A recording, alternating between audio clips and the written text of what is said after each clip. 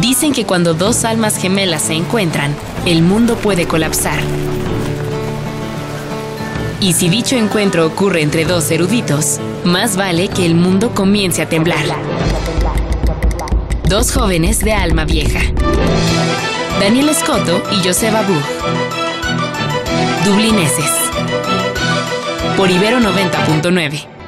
Muy buenas noches, bienvenidos a Dublineses, habla Joseba Buch. El día de hoy vamos a estar hablando con el importante académico Alberto Moreiras, que viene directo de la Universidad de Texas. Hemos aprovechado que anda por aquí en un coloquio, al cual le invitó Benjamin Mayer, y bueno, vamos a hablar sobre muchas cosas porque... vamos a hablar sobre su libro, y su libro habla de muchas cosas, ¿no? Es un libro, déjenme así como introducción comentarles, publicado por Escolari Mayo en Madrid en el 2016. Y bueno, Alberto Moreiras lleva mucho tiempo desarrollando la teoría crítica, versada sobre todo en lengua española, en obras de lengua española, en Estados Unidos. Pero este libro...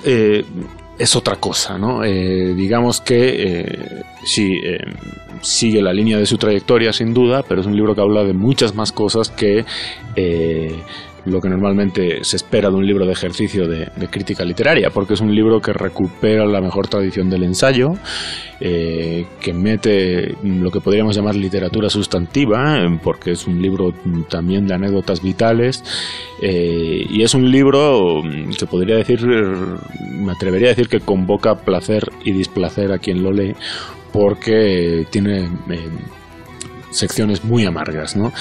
Alberto, platícanos, el libro se llama Marranismo e Inscripción, ¿dónde se da el génesis, si es que lo hay, de este libro? Bueno, muchas gracias, Joseba. El libro se hace posible a partir de una entrevista que me hacen unos amigos en la Universidad de Madrid en el verano de 2015. Esa entrevista es la que le da una estructura posible a un libro que yo sabía que tenía que escribir, porque sin escribir ese libro, es decir, sin publicar ese libro, no podría publicar ningún otro, ¿no? Es decir, el libro es una especie de ajuste de cuentas con mi propia vida profesional en Estados Unidos y en Escocia, y era una especie de condición previa a cualquier otra posibilidad. Obviamente llevo años escribiendo otras cosas, ¿no? Ensayos, blogs, artículos para revistas, etcétera. Pero la forma orgánica del libro es la que se me escapaba, ¿no? Y antes de poder seguir adelante con otras publicaciones en marcha que saldrán en los próximos años, tenía que sacarme esto de encima, ¿no? Uh-huh. Entonces el libro tiene un fuerte perfil autográfico, yo le llamo autográfico para eludir la noción de bios, de vida, ¿no? Y eso es lo que me interesa destacar. En cierto sentido, eso es lo que lo convierte en un libro, como tú dices, extraño, uh-huh, dentro del perfil profesional habitual de un académico, por su inversión autográfica. Uh-huh. Sí, que es una crítica sin duda que implica lo afectivo. Eso es algo que señalas desde que prácticamente el primer momento, que yo creo que es un lugar de enunciación que hay que recuperar, ¿no? Porque parece que el discurso científico y riguroso académicamente como que excluye, ¿no? la parte de los afectos a la hora de hacer una operación intelectual, ¿no? Bueno, yo creo que en cierto sentido ya no hay otra cosa que escribir, es decir, precisamente porque hay una crisis de la universidad, el conjunto de saberes tradicionalmente representados en la universidad está también en crisis. Uh-huh. Y uno de esos, de forma particularmente importante para mí y para nosotros, es la crisis del sistema de saber, uh-huh, que está inspirado en el comentario exegético a otros textos. Hoy yo creo que eso ha perdido relevancia, ¿no? Nos aburre a nosotros mismos, ¿no? Leer las opiniones de X o las opiniones de Y sobre el autor X o la autora B. Son formas de producción académica que han perdido funcionalidad, han perdido relevancia. Y entonces, ¿qué queda? ¿Qué significa hoy escribir un libro? ¿Para quién se escribe? ¿Qué impacto se puede proyectar para ese texto? Y yo creo que lo que permanece como necesidad sigue siendo en cierto sentido, la expresión de una vida en la que estamos todos implicados, puesto que cada uno de nosotros tenemos una vida o no estaríamos aquí. Y por lo tanto, claro, los afectos y las experiencias y las vivencias personales son absolutamente relevantes. Justamente retomando al que yo creo que da pie a que se escriba este libro, que es la entrevista, o a lo que yo creo que da pie a que se escriba este libro, que es la entrevista propiciante, ¿no? Villacañas, hace poco sostenía yo con él una conversación en Madrid y me decía, hacemos libros que nadie nos pide, ¿no?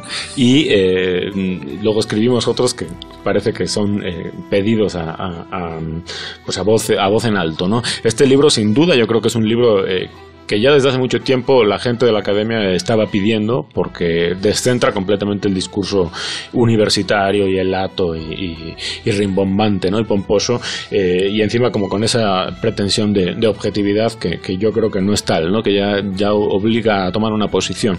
Ahora, ya desde el título está esto señalado, ¿no? Porque se llama marranismo de inscripción, ¿no? Que, por cierto, es algo que una vez más te relaciona con José Luis Villacañas, que justamente hacía toda una teorización del marranismo en este libro mamotrético que se llama Que Imperio, ¿no? Erudito y lleno de notas, como suele escribir José Luis, ¿no? Epata, ¿no? O sea, asombra, ¿no? Pero este libro abunda en el gesto del marranismo, o sea, no es que sea una explicación del marranismo como una heterodoxia española dentro de, como hace José Luis, ¿no? Sino que retoma ese gesto de lo que es ser marrano, ¿no? Entonces, explícanos un poquito qué es ser marrano, porque suena como muy, muy feo, ¿no? Pero tiene toda su, podríamos decir, etiología, ¿no? Bueno, hay toda una tendencia, yo creo, en la tradición intelectual hispánica, en el archivo hispánico, que se puede vincular de forma más o menos históricamente correcta con el marranismo. Desde el marranismo es algo así como la marca de rebeldía en el archivo castizo.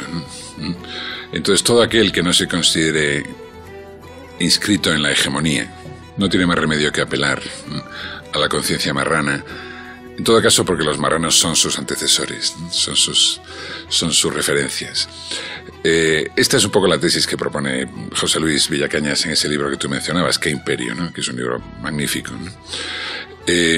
Para mí, que obviamente le he dedicado 30 años de mi vida al estudio del archivo hispánico, el marranismo siempre ha sido una referencia muy importante, ¿no? Pero el paso crucial quizás sea autoidentificarme yo mismo como marrano. Bueno, el libro podría epitomarse en que es un libro de violenta resistencia a la identidad, ¿no? A las violencias de la identidad, o sea, una violencia en contra de otro tipo de violencias. Incluso el tono a veces es pues denunciante y pues sí muy iracundo, podríamos decir, ¿no? Quizá, bueno, lo que lo propicia es sin duda la entrevista inaugural, ¿no? Que te hace José Luis Villacañas y otro grupo de académicos allá en España, y luego pasa a contar una serie de episodios que dan noticia de, podríamos decir, como de un antes del libro, ¿no? Todo esto empieza, o sea, tiene que ver íntimamente con tu trayectoria como académico. Empieza en España, en Barcelona, ¿no? Con un primer como hartazgo, ¿no?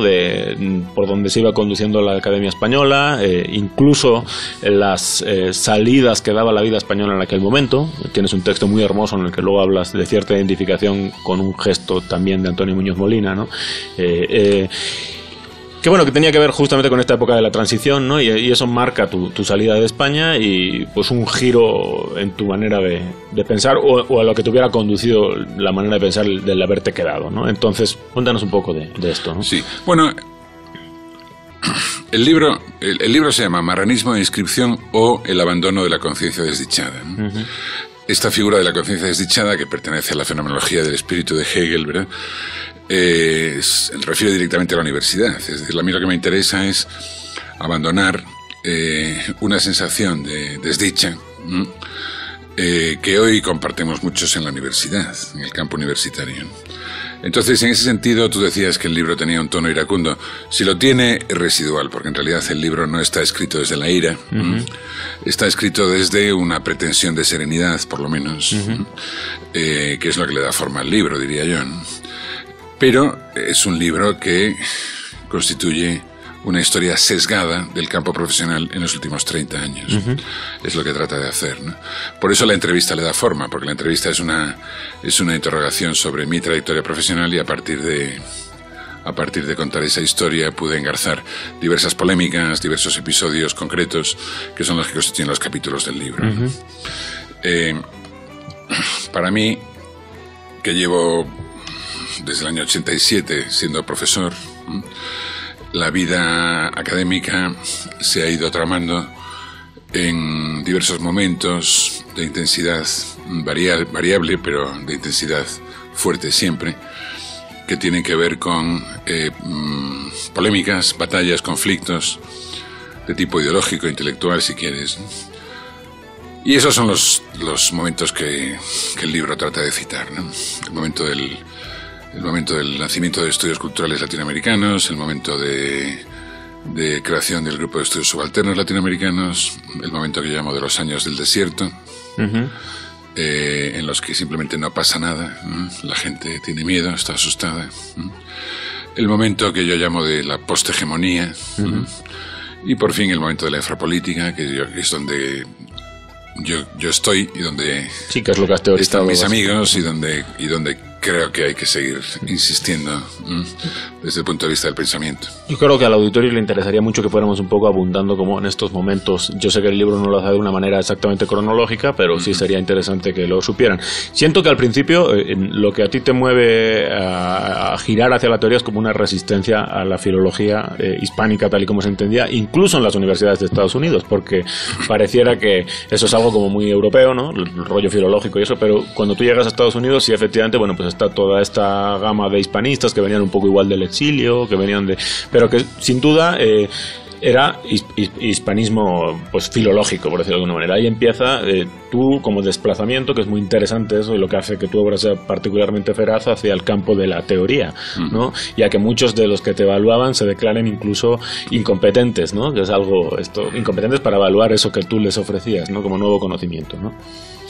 Claro, yo estudié filosofía en España, en Barcelona, pero empecé también a estudiar lo que se llamaba filología, es decir, literatura, por una razón muy concreta, y es que yo quería pensar en español, ¿no? No quería ser un exégeta infinito desde el español sobre Descartes, o sobre Leibniz, o sobre Spinoza, o sobre Heidegger, sino que quería naturalizar el pensamiento en español, en primera persona, digamos. Y me pareció que para eso tenía que formarme en literatura, puesto que nuestro archivo, como tú sabes, está muy carente de referencias filosóficas legibles, digamos, ¿no? Uh-huh. Las hay, pero son muy aburridas y no tienen interés, ¿no? Entonces empecé a estudiar literatura para ver si por ahí se podía perseguir una empresa de pensamiento.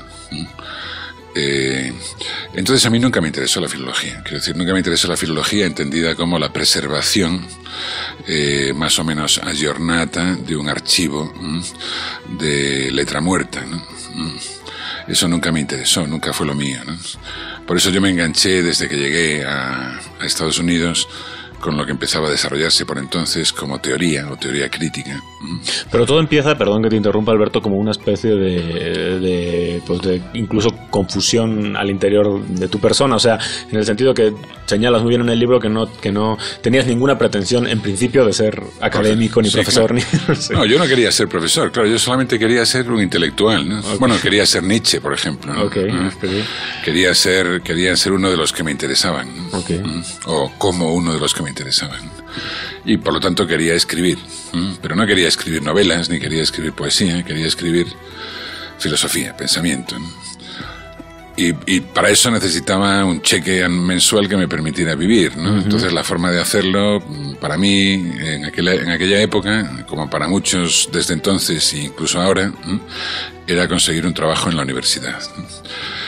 Ser profesor, por lo tanto, es simplemente una actividad secundaria con respecto a eso, porque lo que me interesaba era simplemente tener tiempo para estudiar y para escribir. Entonces, efectivamente, ¿no? Ahí se producen todo tipo de disonancias, puesto que, para mi consternación, me doy cuenta de que el campo académico está dominado por exégetas, por plumíferos y letrados infinitos, cuyo interés único es leer y proferir una opinión sobre algún muerto u otro, o algún vivo u otro. Eso no importa, ¿no? Eso no era mi interés. Yo quería entrar en conversación, pero no quería ser exégeta de letra muerta, ¿no? Ese malentendido inicial, si tú quieres, claro, ha sido la sombra. Claro, pero es lo que te mueve la teoría. O el demonio de mi vida, ¿no? Bueno, por eso, pero el que no haya sido una persona interesada en encontrar un papelucho por ahí, como decía Mariano Cuevas, te hace que seas uno de los primeros que se empieza a ver teoría, a pensar de otra manera, ¿no? Eso es una cosa muy interesante. Sí, ¿no? Y con todos mis respetos para la filología. Sí. De todas formas, es importante mantener el archivo en su verdad, en su corrección filológica, y en su proliferación misma. Quiero decir, hay que publicar esos textos, hay que publicarlos puestos al día, hay que dar interpretaciones nuevas, con todos mis respetos, ¿no? Pero eso no era lo que yo quería hacer de entrada, ¿no? La Universidad Americana parecía permitir otra opción, que era la opción de pensamiento teórico en departamentos de literatura. Y digo parecía permitir porque vemos ahora, retrospectivamente, que aquello fue un espejismo. Hoy, donde la teoría está ya, en cierto sentido, humillada y perseguida, nadie quiere tomársela en serio, en el sentido productivo. Todos lo consideran una especie de arrogancia o de elitismo imperdonable para la medianía académica en general.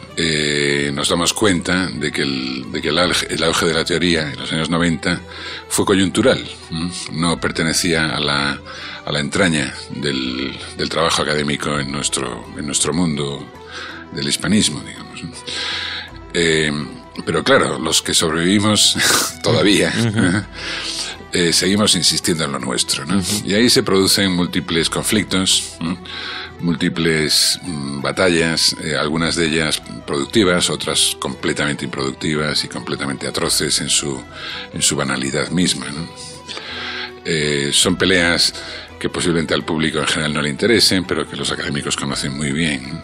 Pero lo que se juega es la libertad del pensamiento. Quiero decir, esto no deja de ser de importancia fundamental para todos, debería de serlo para todos en una democracia, ¿no? Lo que está en juego es la libertad real de pensamiento contra los intentos por hegemonizar y por secuestrar la palabra a favor de un proyecto puntual, sometido, esclavo y de importancia secundaria.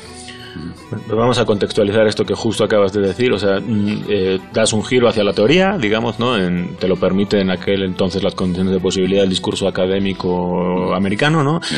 Y empieza a salir lo que se llaman empiezan a surgir lo que se llaman los estudios, el latinoamericanismo y el tema de la subalternidad, ¿no? Y ahí es donde empiezan todo este tipo de querellas que planteas tú, ¿no? Tu punto de vista es claramente de constructivista y antiviolencia de la identidad, ¿no? Y ahí empiezan una serie de rencillas y de asuntos dentro de un grupo que al principio era bastante heterogéneo, por lo que se subsume del libro, ¿no? Sí, lo que pasa es que en el grupo de estudios subalternos se reproducen al interior del grupo las batallas generales del campo, ¿no? Es decir, te voy a decir una anécdota, digamos, completamente trillada, porque ya todo el mundo tiene muchos ejemplos de estos, ¿no? El caso concreto de una amiga mía, estudiante mía, que escribió una tesis sobre Borges y Walter Benjamin, y fue entrevistada por una universidad y el jefe del departamento le dijo: mira, tú escribiste una tesis sobre Borges y Benjamin, por lo tanto, para mí eres inaceptable como colega, ¿no? Si hubieras escrito sobre Borges y Ortega, magnífico. Pero Benjamin no tiene nada que ver con Borges, por lo tanto, fuera.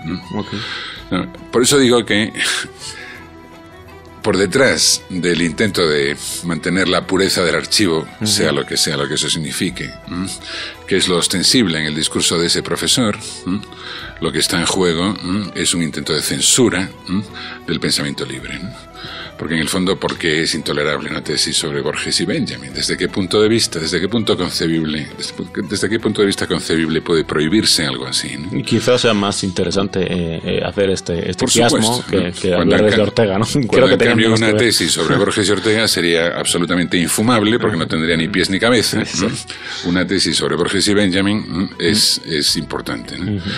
Pero esa anécdota te da un poco la pauta para pensar qué pasó luego, por ejemplo, dentro del grupo de estudios subalternos o en cualquier otro espacio profesional de los que hemos visitado tantas veces, ¿no? Es decir, la pelea siempre es entre los que desde su debilidad intelectual intentan guardar fronteras, impedir que ciertos bárbaros entren, mantener una cuadra limpia para que ellos puedan retozar dentro libremente y sin retos, y los que tratamos de limpiar las cuadras de verdad, es decir, sacar de ellas todo lo que sea basura y porquería, ¿no? Sí, o sea, sobre todo lo que se ve en la operación del otro grupo que denuncias tú, yo creo que es una carencia pues de saber, por decirlo de alguna manera, que se colma con una violencia política, ¿no? Se colma con una violencia política que autojustifica ciertas pues tropelías dentro de un lugar donde justamente no se deberían cometer, que es la universidad, ¿no?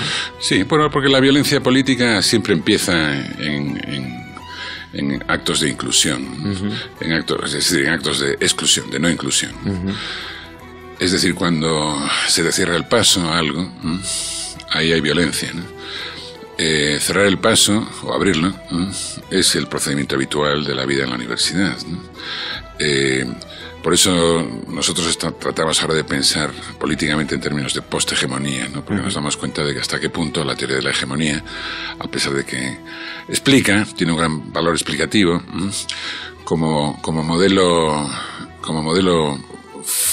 fundante de la estructura política de cualquier institución, tiene ese problema, ¿no? La hegemonía se basa en procedimientos de inclusión y de exclusión.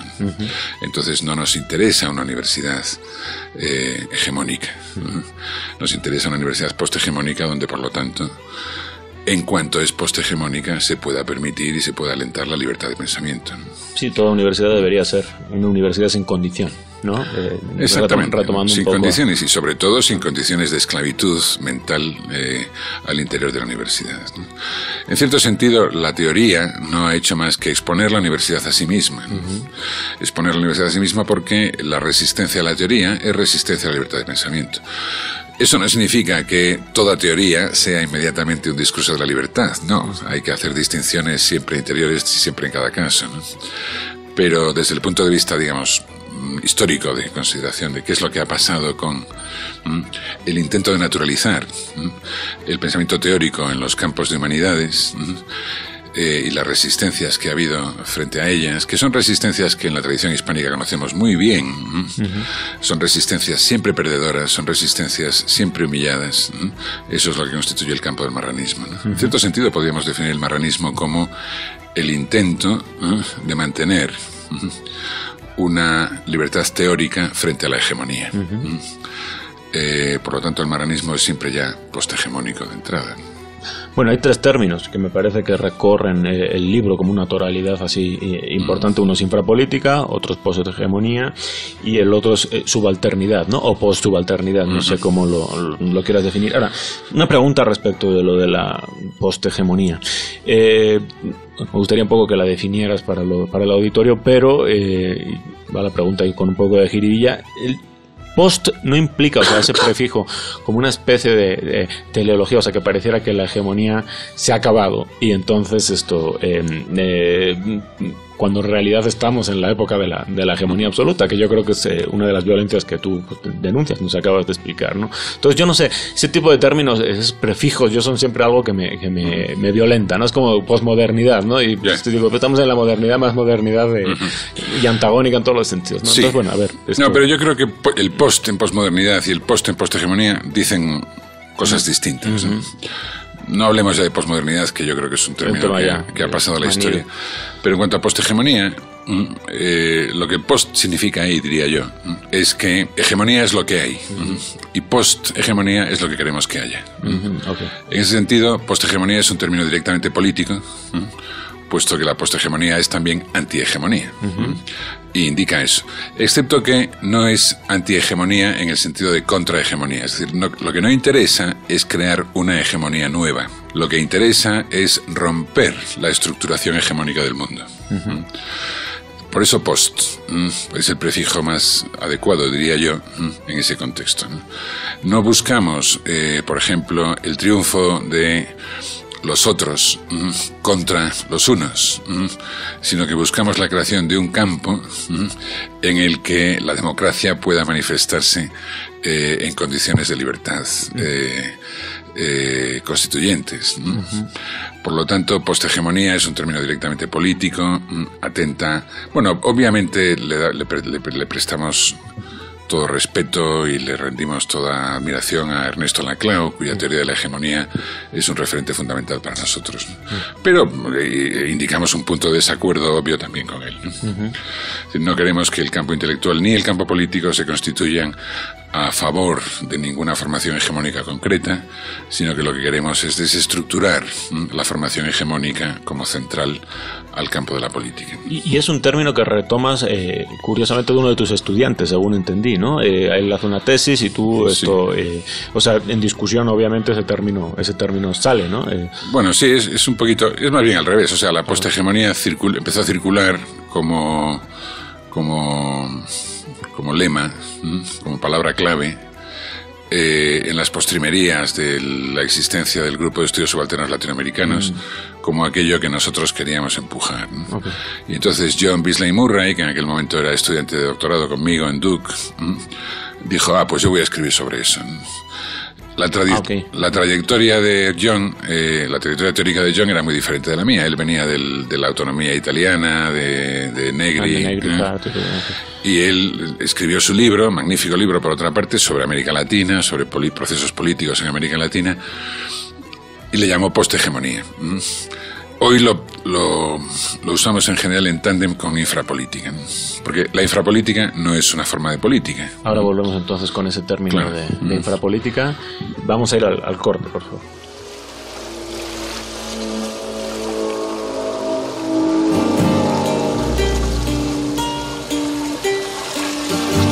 Levantando la vista hacia lo oscuro, me vi como una criatura manipulada y puesta en ridículo por la vanidad. Y mis ojos ardieron de angustia y de rabia. Dublineses. Por Ibero 90.9.